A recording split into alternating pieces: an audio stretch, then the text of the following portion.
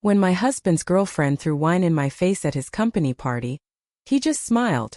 But 72 hours later, his empire crumbled. The crystal wine glass shattered against the marble floor as crimson liquid dripped down Mariana's face. The conference room fell silent. Not a single person moved. Her husband, Victor Castellano, stood by the window with his arms crossed, a smirk playing at the corners of his mouth. "Accidents happen," he said casually, turning back to the skyline view. But it wasn't an accident. Everyone in that room knew it. Especially Mariana. For 12 years she had been the perfect trophy wife, silent, obedient, invisible. She had transformed from a vibrant economics graduate into a ghost haunting the corridors of their penthouse.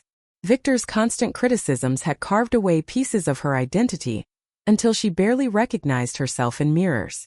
The woman who threw the wine was Isabella Moretti, Victor's executive assistant. 28 years old, ambitious, and ruthless.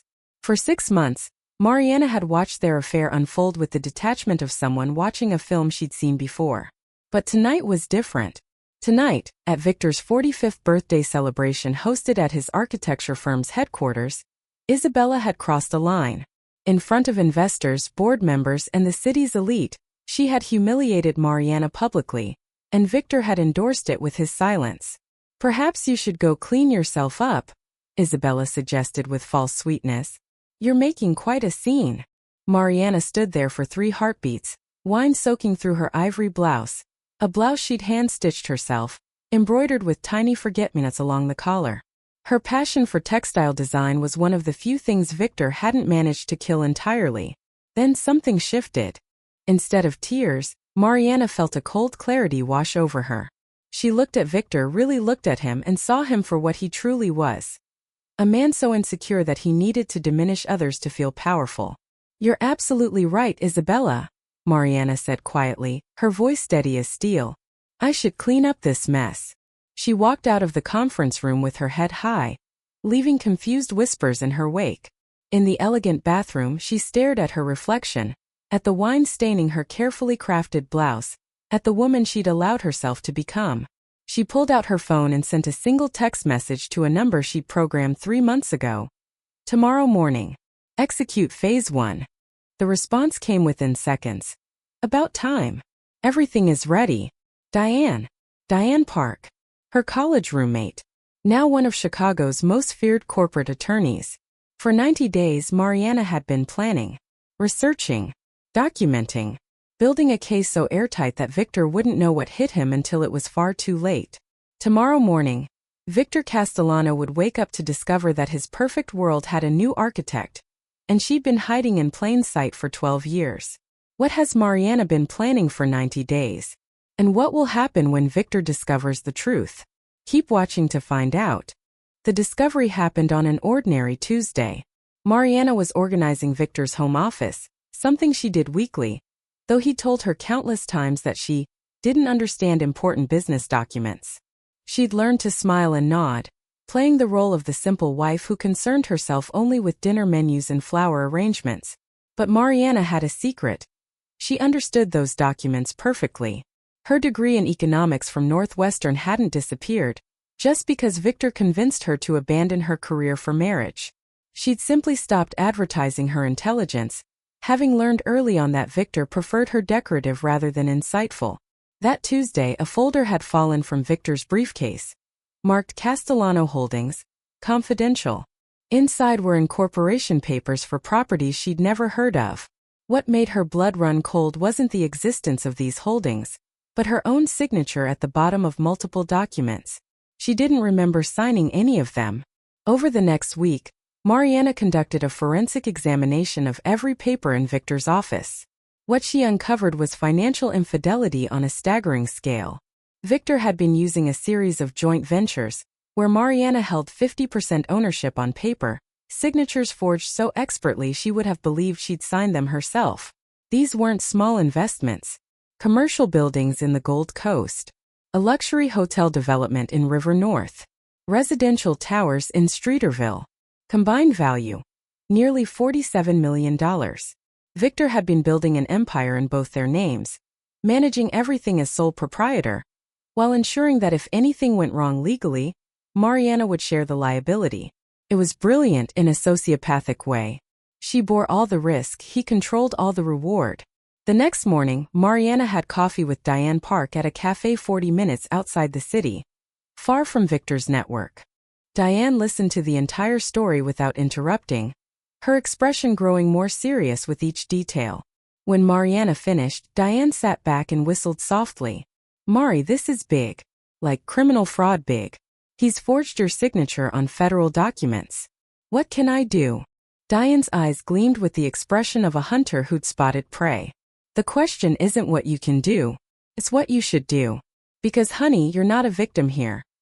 Legally, you're a 50% owner of a commercial real estate empire worth tens of millions. You just don't know it yet. But the signatures are forged. Are they? Diane interrupted. Or did you sign powers of attorney years ago that he's been quietly leveraging? Even if they're forged, proving that helps you. Either way, you have legal standing to claim ownership and management rights over properties that generate millions in annual revenue. Mariana felt dizzy. I don't understand. You don't have to understand everything today, Diane said, reaching across the table to squeeze her hand. You just need to trust me. And you need to tell me. How far are you willing to go? Mariana thought of 12 years of humiliation, of Isabella's smirk, of Victor's indifference. As far as it takes. What is Diane's plan to help Mariana reclaim her power? And how will they execute it without Victor suspecting anything? The revenge is just beginning. For the next 3 months, Mariana lived 2 parallel lives. By day, she remained the dutiful wife. She prepared Victor's breakfast exactly how he liked it. She attended his business dinners wearing the elegant dresses he selected. She smiled at his condescending jokes and pretended not to notice when Isabella's texts lit up his phone during dinner. But at night, after Victor fell asleep, or didn't come home at all, Mariana transformed into someone else entirely. She became a detective, a forensic accountant, a legal strategist. Diane had assembled a discreet team, a private investigator named Marcus who specialized in financial crimes, and a forensic accountant named Ruth who testified in dozens of corporate fraud cases. Together, they began reconstructing 12 years of Victor's financial maneuvers. The pattern was clear. Victor had systematically used Mariana's identity to shield himself from risk while accumulating wealth. Every major property acquisition was structured as a marital investment, but Mariana had been excluded from every decision, every profit distribution, every board meeting. Illinois law was crystal clear on this. Marital assets require both parties' informed consent for major transactions. Victor had violated this requirement systematically for over a decade. But Diane's strategy went deeper than simply claiming half of everything. She'd found something remarkable in the corporate documents. The original LLC operating agreements granted managing member status to whoever held the majority in a tie-breaking vote scenario. Victor had written these agreements himself, never imagining Mariana would understand or challenge them. Here's the beautiful irony, Diane explained during one of their secret meetings at her law office. Victor structured everything to protect himself from outside threats. Partners, investors, creditors. But he never protected himself from you. Because he never saw you as a threat. The plan crystallized into 3 phases. Phase 2. Secure immediate control.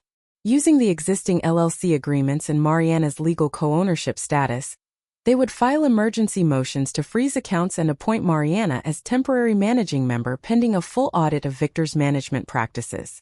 Phase 3. The permanent restructuring. With Mariana in temporary control and a forensic audit exposing Victor's mismanagement, they would force a buyout agreement where Victor would be removed from operational control entirely, or face criminal fraud charges for signature forgery. It was elegant, devastating, and completely legal. The key, Diane emphasized, is that Victor can't suspect anything until we execute all 3 phases simultaneously. The moment he gets wind of this, he'll start hiding assets and building legal defenses. So Mariana continued her performance. She played the obedient wife with Academy Award-worthy dedication. But inside she was counting down the days. 90 days of planning. 90 days of gathering evidence. 90 days of preparation. And then Isabella threw wine in her face at Victor's birthday party, and Mariana decided the countdown was over. How will Mariana execute her three-phase plan? And what will Victor's reaction be when he discovers his wife has been playing chess while he was playing checkers? The confrontation is coming. Victor Castellano woke up at 6:45 a.m. with a pounding headache and fragmented memories of the previous night's party. He reached across the bed automatically. Mariana's side was empty and cold. Good. He wasn't in the mood for her martyred silence this morning. He'd seen her leave the conference room after Isabella's accident with the wine, but honestly, she'd been overreacting. Isabella had been drinking and got clumsy. These things happened. Mariana needed to develop thicker skin if she was going to survive in his world. After showering, Victor dressed in his Tom Ford suit and checked his phone. 17 messages. Unusual for this hour. The first was from his corporate accountant, Gerald. Victor, call me immediately. There's a problem with the accounts. Victor frowned. Gerald wasn't prone to dramatics. He dialed as he walked downstairs. Gerald, what's? The accounts are frozen, Gerald interrupted, his voice tight with panic. All of them. The operating accounts, the reserve accounts, even your personal account linked to the corporate line of credit. Everything is locked. Victor stopped mid-step. What are you talking about? That's impossible. There's a court order. Filed at 8 a.m. this morning. Emergency petition for temporary restraining order freezing all assets of Castellano Holdings, pending a forensic audit into alleged financial mismanagement and potential fraud. The words hit Victor like physical blows. Who filed this? Which creditor? Not a creditor. Gerald's voice dropped. Your wife. The phone nearly slipped from Victor's hand. What? Mariana Castellano, listed as 50% owner of Castellano Holdings LLC. She's filed a petition claiming you've been mismanaging marital assets without her knowledge or consent. The petition was filed by Diane Park of Park and Associates. Victor's mind raced. Diane Park? That was Mariana's college friend, wasn't it? He vaguely remembered her from their wedding 12 years ago. A sharp-faced woman who'd looked at him like he was something she'd scraped off her shoe. This is insane, Victor said, his voice rising. Mariana doesn't know anything about the business. She can barely balance a checkbook. Well, someone wrote a very detailed 43-page petition that suggests otherwise, Gerald replied dryly. Victor, this is serious. They're alleging systematic fraud, forged signatures, unauthorized use of marital assets. If even half of this is true, none of it is true, Victor shouted. But even as he said it, a cold fear crystallized in his gut. The signatures, the powers of attorney, the documents he'd had prepared when Mariana was busy with her sewing projects, documents he'd guided her hand to sign while she was distracted, trusting. He'd been so careful, so meticulous. Hadn't he? Where's the petition being heard? Victor demanded. Circuit Court downtown. 9:30 this morning. Judge Patricia Morrison presiding. Victor checked his watch. He had 90 minutes. He tried to call his lawyer David Chun and got voicemail. He tried his business partner voicemail. He tried Isabella straight to voicemail. It was as if the entire world had conspired to leave him alone with his panic. Then he saw it. An envelope on the kitchen counter, his name written in Mariana's careful handwriting. What does Mariana's letter say? And what will Victor discover when he arrives at court? His perfect world is about to shatter. Victor's hands trembled as he tore open the envelope. The letter inside was handwritten on cream stationery, the expensive kind Mariana used for thank you notes to his business associates. Her handwriting was elegant, unhurried, each word carefully formed.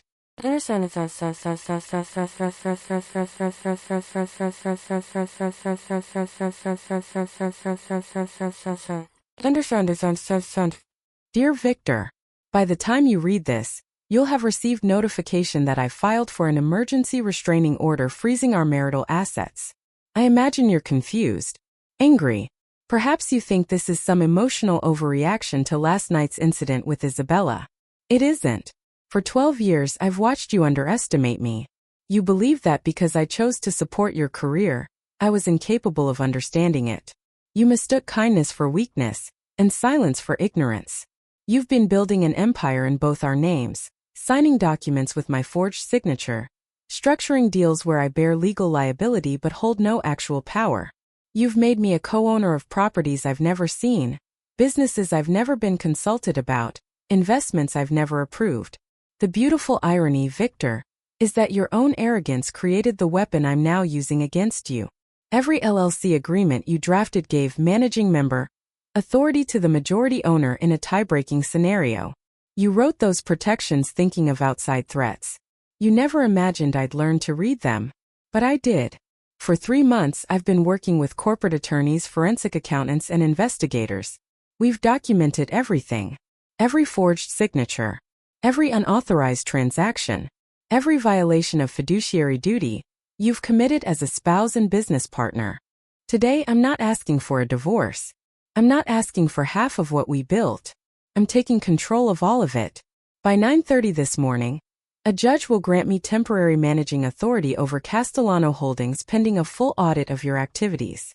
When that audit is complete, and it will be devastating, Victor, because you've been spectacularly careless, I will force a buyout agreement.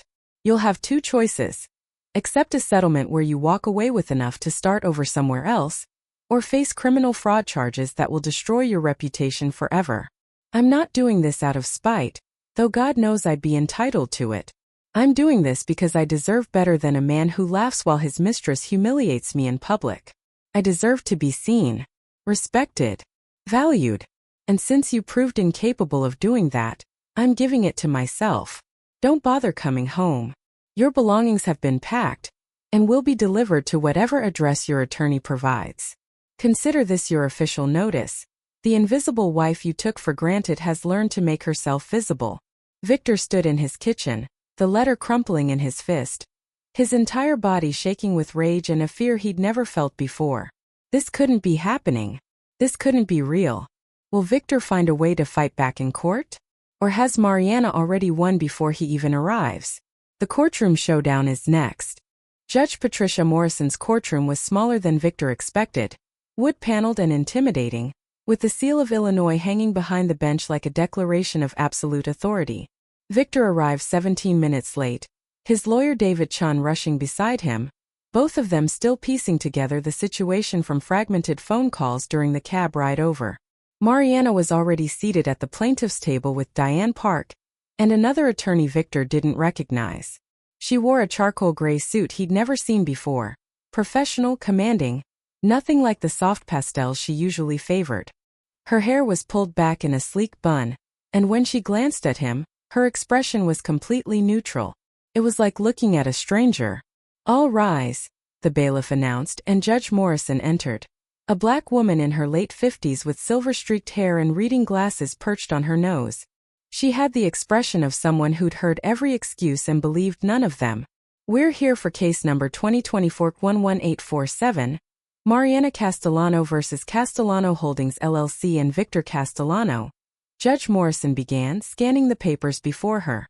"This is a petition for emergency temporary restraining order and appointment of managing member. Ms. Park, proceed." Diane stood, and Victor immediately recognized the predatory sharpness he disliked 12 years ago.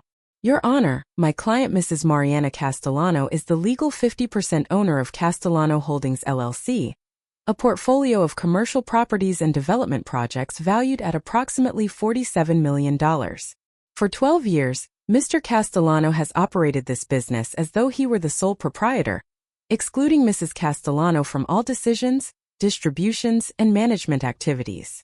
"Your Honor, this is absolutely," Victor started to say, but Judge Morrison's gaze silenced him. "Mr. Castellano, you'll have your turn." Diane continued.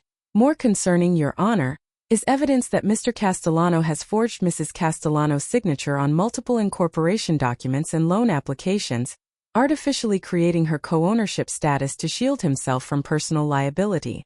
We have handwriting analysis from 3 independent experts." She distributed folders to the judge and David Chun. Victor's stomach dropped as he saw the side-by-side signature comparisons. His palms began to sweat. Mrs. Castellano only discovered this systematic fraud 3 months ago. Since then, we've conducted a preliminary audit revealing that Mr. Castellano has diverted approximately $3.2 million in marital assets to offshore accounts and unauthorized investments without Mrs. Castellano's knowledge. "That's a lie," Victor burst out. Those were business expenses. Mr. Castellano, Judge Morrison said sharply. One more outburst and I'll hold you in contempt. Sit down. Victor sat, fury burning in his chest. Diane placed an iPad on the judge's bench.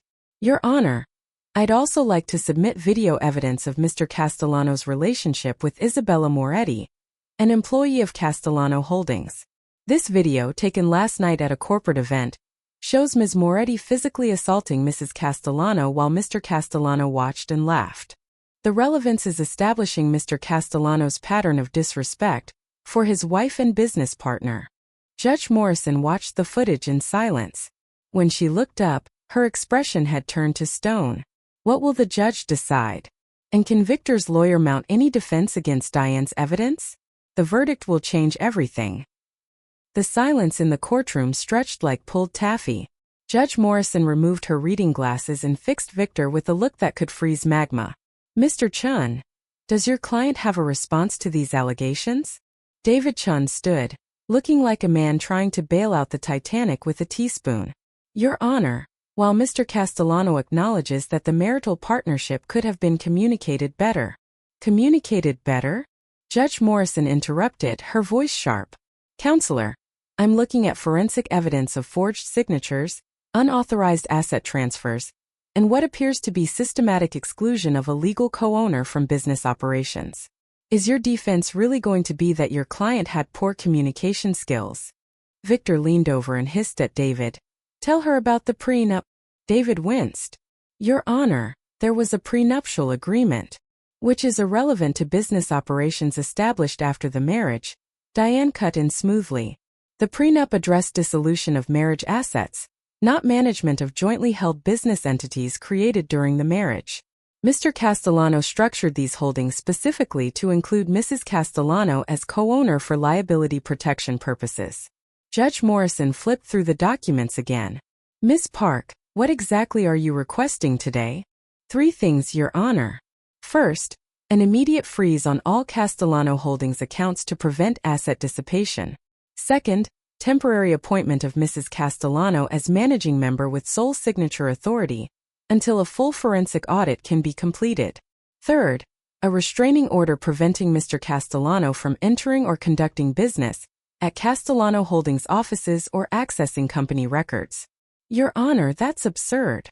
Victor shouted, jumping to his feet. That's my company. I built it from nothing. She has no idea how to run a business. She makes dresses as a hobby. The words hung in the air like a confession. Judge Morrison's expression darkened further. Mr. Castellano, you just argued that a woman you deliberately made co-owner of a $47 million business portfolio is too incompetent to manage it. Do you see the problem with that logic?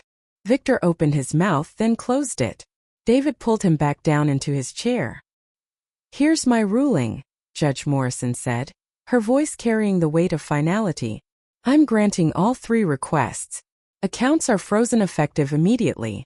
Mrs. Mariana Castellano is appointed temporary managing member of Castellano Holdings pending a complete forensic audit, which I'm ordering to commence within 14 days. She looked directly at Victor. Mr. Castellano, you're prohibited from entering Castellano Holdings offices, accessing company accounts, or contacting employees regarding business operations. You'll surrender all company credit cards, keys, and devices by 5 p.m. today. Your Honor, please. I'm not finished. Judge Morrison's voice could have cut steel. If the audit reveals evidence of criminal fraud, I'm referring this case to the state's attorney. We're adjourned. The gavel struck like a death knell. Victor sat frozen as the courtroom emptied around him. 12 years of building his empire, destroyed in 17 minutes by a woman he'd thought he'd controlled completely. How will Victor react to losing everything? And what will Mariana do with her newfound power? The final confrontation is coming. Mariana stood outside the courthouse, breathing in cold October air that tasted like freedom. Media vans were already circling. Someone had leaked the story, probably one of the court clerks recognizing Victor's name. Mrs. Castellano. Mrs. Castellano. Reporters shouted questions from behind barriers. Is it true your husband forged your signature? Are you taking over his company? Diane appeared at her elbow. You don't have to say anything. But Mariana surprised herself. She walked toward the microphones. My name is Mariana Castellano, she said clearly, her voice steady. For 12 years, I believed my role was to support my husband's success by making myself smaller. Today I learned that my role is to stand in my own power. Cameras flashed. Someone shouted, "What message do you have for other women?" Mariana paused, thinking of all the silent women in elegant homes, believing their intelligence didn't matter because someone told them so. Know your worth, she said simply, and never let anyone convince you that kindness equals weakness. She turned away from the cameras and walked toward the black town car Diane had arranged. Inside, away from the chaos, Mariana finally allowed herself to feel the weight of what had happened. You okay? Diane asked gently. I don't know, Mariana admitted. I thought I'd feel triumphant, victorious, but mostly I just feel tired. That's normal. You've been running on adrenaline for 3 months. Now the real work begins. The real work.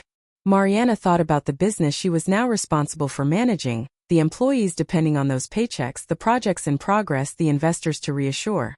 It was overwhelming. But as they drove past the gleaming high-rise that housed Castellano Holdings headquarters, Mariana felt something else stirring beneath the exhaustion. Possibility. For 12 years she'd been told she was too simple, too naive, too unambitious to understand complex business. But her economics degree from Northwestern had been earned with honors. Her mind hadn't atrophied from disuse. It had just been waiting. I want to schedule meetings with the senior staff, Mariana said suddenly. Tomorrow morning. I need to understand the current projects and reassure everyone that the company isn't folding. Diane smiled. There's the MBA I remember from college. I never got my MBA, Mariana corrected.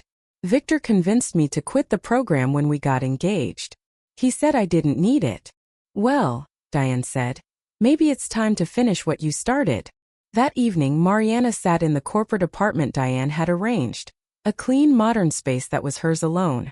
No Victor criticizing her cooking. No Isabella texting threats. Just silence, space, and possibility. Her phone buzzed. A text from an unknown number. You'll regret this. I'll destroy you. V. Mariana deleted it without responding. Victor still didn't understand. This wasn't about revenge. It wasn't about destroying him. It was about a woman finally claiming the power that had been hers all along. She just hadn't known where to look for it. What happens next for Mariana? Will she successfully run the company? And will Victor find a way to strike back? This is just the beginning of her transformation. The conference room at Castellano Holdings, now officially renamed Castellano and Park Development Group, gleamed with morning light. Mariana sat at the head of the mahogany table, reviewing the quarterly report with her new CFO, a sharp woman named Andrea who'd been buried in middle management under Victor's regime. Since Mariana took control, Andrea had proven invaluable, brilliant with numbers and loyal beyond measure. Revenues up 23% from last quarter, Andrea reported, barely containing her excitement. The River North project came in under budget, and we've secured financing for the South Loop development. Mariana smiled. 6 months ago, she'd been terrified she'd destroy the company through sheer inexperience. Instead, by listening to the talented people Victor had hired and then ignored, she'd turned Castellano Holdings into something more efficient and profitable than it had been in years. The forensic audit had been devastating for Victor. Evidence of not just mismanagement but actual embezzlement, funneling company funds into personal accounts, taking kickbacks from contractors, inflating project costs to pocket the difference. The state's attorney had filed criminal charges. Victor was now facing 10 to 15 years. Isabella had been fired immediately, of course. Last Mariana heard, she was working at a small firm in Milwaukee, her reputation in Chicago permanently tarnished. There's someone here to see you, Andrea said, checking her phone. She doesn't have an appointment, but she says it's personal. Curious, Mariana nodded. A moment later a young woman entered, mid-20s, nervous, clutching a portfolio. Mrs. Castellano? I'm sorry to show up unannounced. My name is Sophia. I saw your story on the news 6 months ago, and it changed my life. Mariana gestured for her to sit. How so? I was engaged to a man who told me I was too stupid to finish law school, that I should drop out and support his career. After seeing what you did, standing up reclaiming your power, I broke off the engagement. I graduated last month. She opened her portfolio. I'm specializing in corporate law. And I was hoping, maybe, you might have an internship available. Mariana looked at the young woman's hopeful face and saw herself 12 years ago. Bright, ambitious, on the verge of making a choice that would define her life. We don't have an internship available, Mariana said slowly. Sophia's face fell. But we do have an entry-level associate position. If you're interested. Sophia's eyes widened. Really? Really? Mariana smiled. Welcome to Castellano and Park, Sophia. Here we build women up, not tear them down.